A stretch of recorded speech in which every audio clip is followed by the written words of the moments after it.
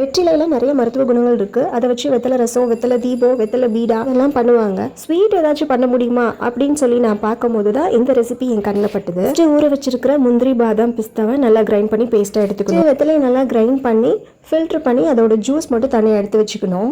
1/2 litre பால் வந்துட்டு நல்லா கொதிச்சு வர டைமிங்கில் நம்ம அரைச்சி வச்சிருக்கிற நட்ஸ் பேஸ்ட்டை வந்துட்டு அதில் ஆட் பண்ணிவிட்டு திருப்பி ஒரு கொதி நல்லா வர்ற டைமிங்கில் 1 கப் சுகர் வந்துட்டு ஆட் பண்ணிக்கலாம். பால், அந்த நட்ஸ் பேஸ்ட்டு, அதுக்கப்புறம் சுகர், இது மூணுமே நல்லா ஒன்னோட ஒன்று பிளெண்ட் ஆகி நல்லா கொதிச்சு வர டைமிங்கில் நம்ம அரைச்சி வச்சிருக்கிற வெத்தலை சாறை கொஞ்சம் கொஞ்சமாக ஆட் பண்ணிக்கலாம். மைல்டாக க்ரீன் கலரில் சேஞ்ச் ஆகுற வரைக்கும் நம்ம கொஞ்சம் கொஞ்சமாக வெத்தலை சாறை ஆட் பண்ணிக்கணும். பால் ஓரளவுக்கு நல்லா வத்தினதுக்கப்புறம் கொஞ்சம் கூலானதுக்கப்புறம் சர்வ் பண்ணிக்கலாம். இந்த ரெசிபி வந்துட்டு நம்ம சூடாக இருக்கும் போதும் சாப்பிட்டுக்கலாம், அப்படி இல்லாட்டி கூலானதுக்கப்புறமும் சாப்பிட்டுக்கலாம். ரெடி பண்ணி வச்சிருக்கிற ட்ரிங்க்கில் 1 ஸ்பூன் பாதாம் பிசின் ஆட் பண்ணிவிட்டு ஃபைனலாக கொஞ்சோண்டு நட்ஸ் ஆட் பண்ணால் அவ்வளோதான் டேஸ்டியான வெத்தலை பாயாசம் ரெடி.